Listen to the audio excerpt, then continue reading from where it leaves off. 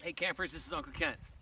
On a beautiful spring day like this, when some of us are stuck inside and things just don't seem to be going right, I want to tell you one of my favorite stories. And it comes from the first part of the Bible, and it goes like this. In the beginning, when God created the heavens and the earth was a formless void, and darkness covered the face of the deep, and the wind from God blew across the face of the waters. And God said, "Let there be light." And it was so. And God saw that the light was good. And God separated the light from the darkness. And the light God called day, and the darkness God called night. And there was evening, and there was morning, the first day. And then God said, "Let there be a dome placed in the midst of the waters, separating the waters above the dome from the waters beneath the dome." Hey? And it was so.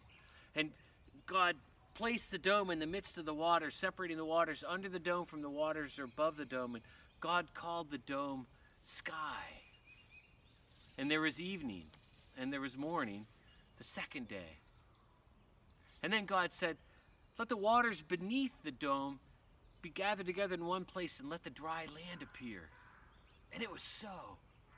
And the waters gathered together God called seas, and the dry land God called the earth. And God saw that it was good. And then God said, "Let the earth bring forth vegetation, plants bearing seed, and fruit trees of every kind with a seed in the fruit."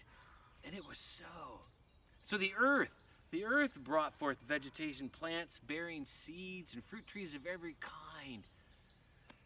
And there was evening, and there was morning, the third day. And then God said, "Let there be lights placed in the dome of the sky.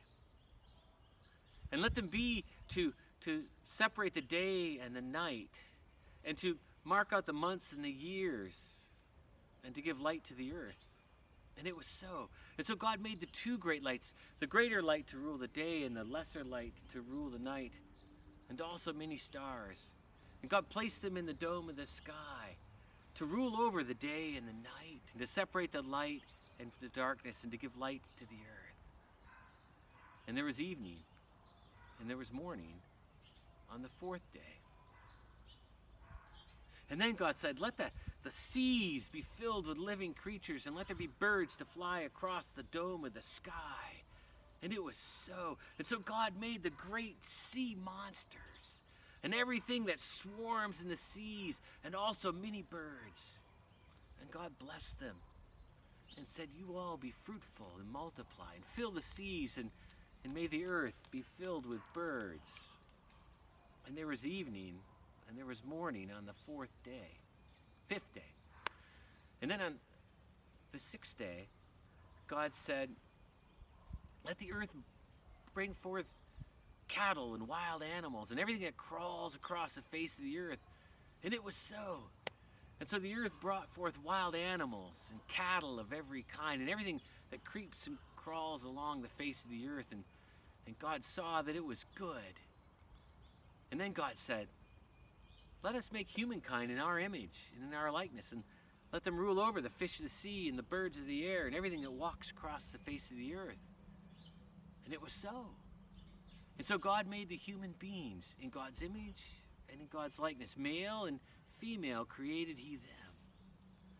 And God blessed them and said, "You all be fruitful and multiply, and fill the earth, and rule over the fish of the sea and the birds of the air and everything that walks across the face of the earth." And God said, "See, I give to you every green plant bearing seed, and every fruit tree with the seed in the fruit. This shall be to you as food."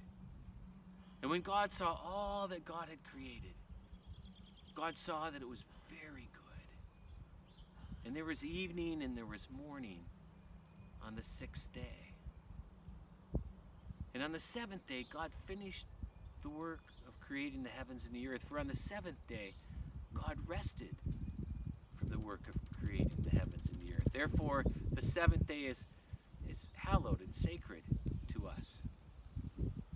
Now these are the generations of the heavens and the earth. That's from the first book of the Bible, Genesis 1. And if you get a little bummed out, look outside your window, get outside, Listen for the birds that fly across the dome of the sky. See if you can find creepy, crawly things around your home. And remember that when God saw all that God had created, it was very good. So have a good day. We'll see you at camp.